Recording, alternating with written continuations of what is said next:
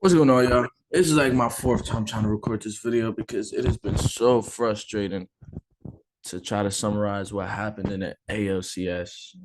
The other two times I tried to record, I actually just went on a rant um, about the entire season, but I feel like it's necessary. Talk about the trades that were made, the lineups, this everything. It was just so frustrating for the Yankees this year, and a lot of the glaring holes were ignored during a very hot streak because they were all performing well. I mean, they weren't holes at the time, but once August came, once the playoffs, like literally in the Guardian series, you seen that it just as a fan, you said we're going to the World Series, but as a baseball, someone who loves baseball, you're like, I don't see how this team is going to make it past the Astros, and we didn't, and we actually performed way worse than I ever could have imagined. We got swept. It doesn't get too much worse than that. We were up 3-0 in game four and give up a 3-run home run right after. Like, it's just things that like stuff that can't happen. It's been happening all year.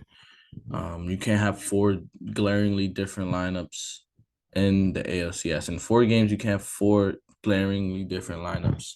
In the 5 games in the ALDS, you can't have five glaringly different lineups.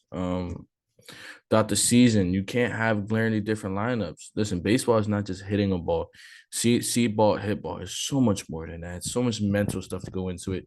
And as the hitter to be constantly fluctuating from the first spot to the fourth spot to the sixth spot to the fifth spot, it's uncomfortable. Baseball players are weird. They're as a as a baseball player myself, it's a lot of habits. It's a lot of comfortability. And when the wrench is being thrown in there, it takes a while to adjust. And once you adjust, or even before you even adjust, another wrench is being thrown at you. That's how this entire Yankee season felt. Um, it's just if you see the good teams, the great teams, teams that really good in the regular season, forget the postseason. The Mets did absolutely amazing in the regular season, and some injuries or just bad play folded to the end of the season. But we see that their five was consistent the entire year. Through injuries, through whatever, they just plug somebody in. But to leave someone in the same spot, to say, listen, you're the three, you're going to be our three, through slump, through whatever, you are here. And I know the Yankees went through injuries, but just guys like Glaber being thrown around the lineup, like at all times, our best hitter and just being 3, 2, 1, like it's not good baseball. It's not good man. It's not show a sign of not really a good manager. And I know the Yankees were facing injuries, and I know it was hard to manage. So I do cut off some slack there. But when you're in the playoffs, listen, it's the same players every day. Like these are Coca players. We didn't like, other than Hicks going down, we had the same players coming to the field every single day. And for the lineups to be as different as they were, as uncertain, a fan should be able to a really good loyal fan should be able to predict the lineup like 8 out of 9 spots, and no fan was able to do that throughout these postseason. Why? There's no consistency. Um, and throw in inconsistency along with bad play, you're going to get swept by the one of the most concrete, formidable teams in baseball. Just a quick example: Jose Altuve went 0 for 25. When he showed up to the field, he knew where he was going to bat. He knew where he was going to play. Why? Because there's a respect. Why? Because there's a consistency in the lineup. Why? Because it's not only his spot that's being toyed with; it's someone else's if they move him down or up. So keep him there to fight those struggles. They're in the World Series. Why? Because when one player's struggling, a good team, someone else is going to step up. The Yankees struggling, no one else stepped up. There was one game where literally all the RBIs came from the 6th to 9th spot. Jordan didn't have the hottest series, neither did Altuve. But when you're a good team and a player who has been in the same spot is used to seeing the same pitch misses, the same kind of pitches, he's going to attack it and he's going to jump on it. This happened with the McCormick home run. He jumped on a fastball because he knew he was going to get a fastball. Because him being the bottom of the lineup, he's not going to see the curves first pitch, the changeups first pitch. He's going to see a fastball, and the pitchers are going to attack him, and that's what he did. He took advantage of it. Um, Listen, the Yankees lost to a better team. The Houston Astros were a better team this year. Bullpen was better. Starting pitching was better. Lineup was better. Defense was better. Just in the last game, just the double play, like the botched double play alone proves you like the Astros didn't make those kind of blunders. Framber Valdez, yes, but the Astros themselves are a very formidable team. And that's what happened when you're consistent, when you're trusting young guys for a duration of time and not only for 10 at bats. When you trust in your veterans, even though they're struggling, these things happen. And this is when good teams go through slumps. It's 162 games. You're not going to bat good for 162 days. It's just, like games, it's not possible. It's just not. Like the best of hitters, Paul Goldschmidt, he was terrible to start the season. Aaron Judge, he had a slump in late July, early August. Like it happens. But just to throw your guys around the lineup just because they're like it's ridiculous. It's little league. It's high school. You know, these are guys that are getting paid. These are guys that have habits. These are guys that you know you have like hours and hours and hours of film of them, and you're throwing around the lineup like you don't know what's going on. You know, your bullpen guys, it feels like no one has a role. Closer by committee, one of the only teams in the playoffs to do that. And it's that uncertainty is not good for a bullpen player.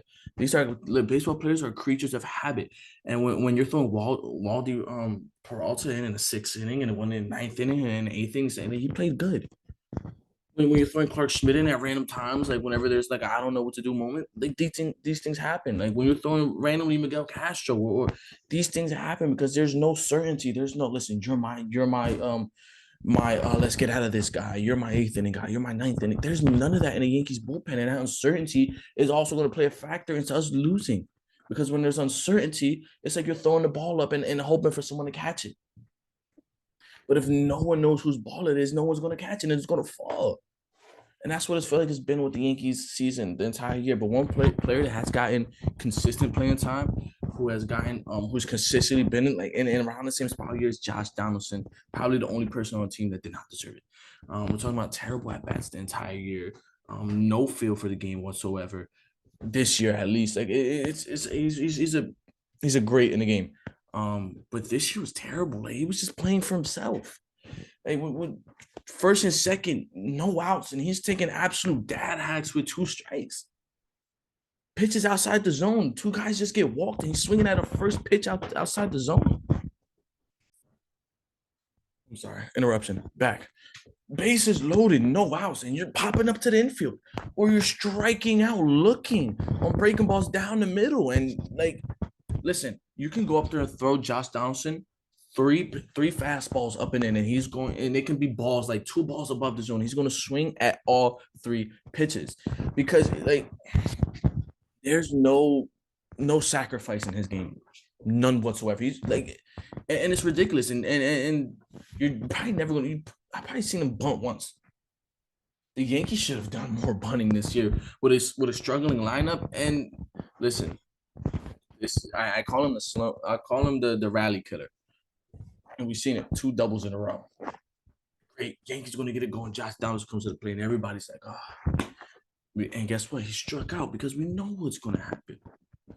This guy's trying to hit a walk-off home run in the first inning, in the second inning, in the third inning. Like it's ridiculous. And IKF, listen, I love you. Like as a fan of the Yankees, like I really like you as a third baseman because that's what you are. Like I like you behind the plate more than I like you at shortstop because you're not a shortstop. Your mannerisms aren't that of a shortstop. The way you feel the double play is not that of a shortstop. The way you receive the ball from a second baseman is not that of a shortstop. You're not a shortstop. It's fine, but you're a good ball player. You should have been. Listen, the Yankees.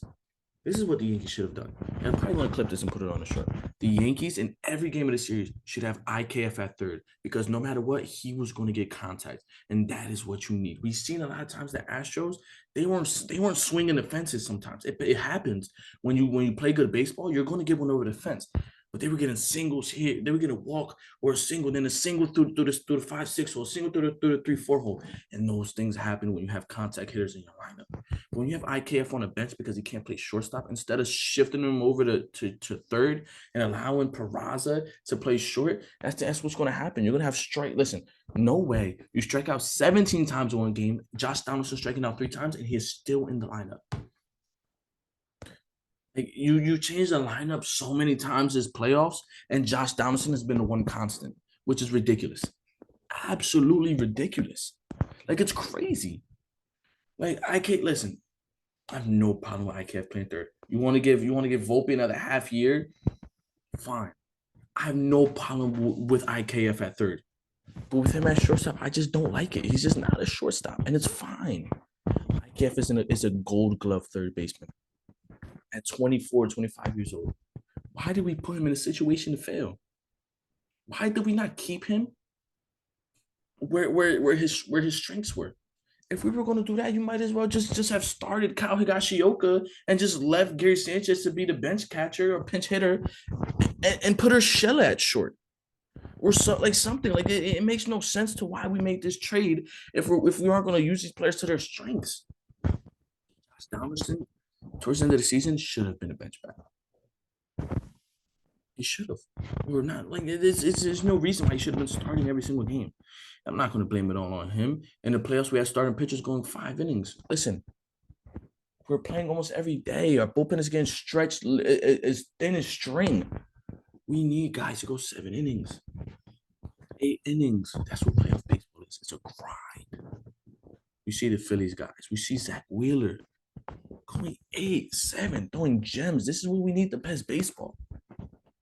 Just didn't get it from anyone except Harrison Bader, which even he made an error, which is not his fault.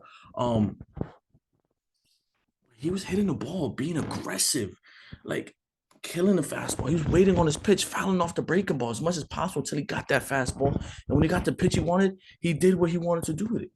But we didn't get that from everybody. Like we just didn't. Very bad at bats from a lot of people. Putting, okay start, but we need better. It was just very, very frustrating. Our deadline acquisitions, none of them panned out. Lou Trevino was the only guy from the trade deadline. He was just a throw-in to perform. Frankie Montas didn't play. Scott Efros is injury. I can't. We had a lot of guys get injured. Yes, we had a lot of guys get injured, and you may point it at that, but it is not because of the injuries that we lost this series. It's not. We lost to a better constructed team who played better baseball. Andrew Benintendi doesn't flip this series. Frankie Montas, one star, doesn't flip this series. Scott Efros out the pen doesn't flip this series. DJ LeMahieu doesn't flip this series. Yes, we may win 1 game here, 2 games there. Probably still would have lost 4-2. This wasn't a well-constructed team. If you're getting your leadoff hitter at the trade deadline, you did not have a good offseason. The deadline is for like additions, not needs. You want to upgrade. You don't want to get something, if you know what I mean. Like maybe I'm not explaining it well. You want to find a better leadoff hitter at the trade deadline, not a leadoff hitter. You want a helping bullpen piece, not like a bullpen piece. Like the Yankees bullpen was good, so let me not use that example, but like it's very frustrating. Like I just don't know. But I'm definitely I want to clip this. I want to listen, Yankee fans. I don't want to hear any trash banging. Like none of, but we lost. Like we played terribly. They could have told us what pitch was coming, and we still would have missed. They could have thrown Hunter Brown on the mound. Their 6th pitcher, and we still would have lost. We had terrible approaches at the plate. Decent outings, not good outings. Too many excuses. No. I say I'm gonna clip a lot. I'm clipping this right here. How are you going to hype your team up by showing the 2004 series with the Red Sox? Are you serious? Are you serious? That's terrible. You're gonna show your team's past failures to hype up your current team. Are you serious? Do they have any feel for FaceTiming David Ortiz? Are you serious? There's no feel in the organization. Absolutely none whatsoever. Are you serious?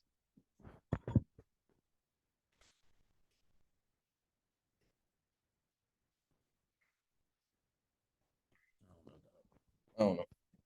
Boone needs to go. Needs to go. I'm sorry. You need to go. Cashman needs to go. You just need to. Like, and their excuse is, oh, we've been there. Like, we just haven't gotten it. Like, one or two things go our way. That's going to be their excuse for a long time. And they're going to keep re-signing because of it. It's not a good excuse. It's just not good in general. Yankees need better. Yankees need a drastic change.